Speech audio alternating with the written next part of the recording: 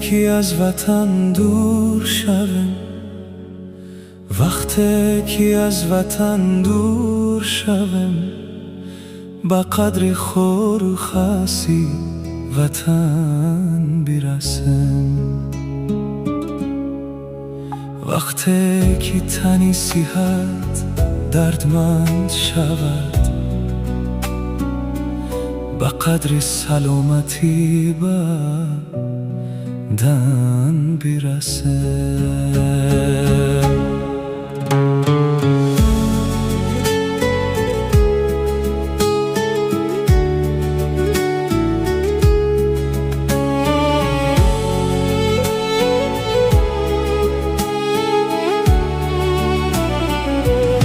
خوش مخوان مرغی سحر، مادری من بیمار است.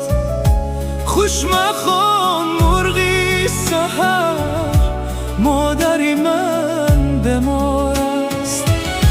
ناله کن با دل من، مادری من بیمار است. جانی بیچاره من، این دل صد پاره من. ناله کن همچو وطن، مادری من بیمار است. ناله کن با دل من، مادری من بیمار است.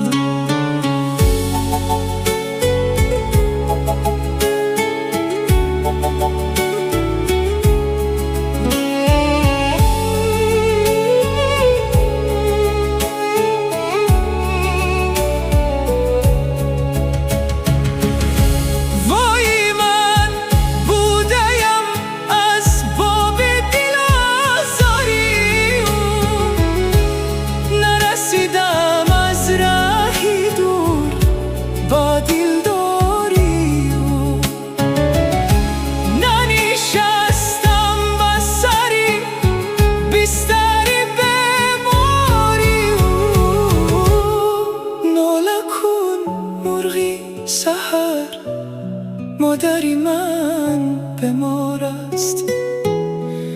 ناله کن با دل من، مادری من بیمار است. ناله کن با دل من، مادری من بیمار است.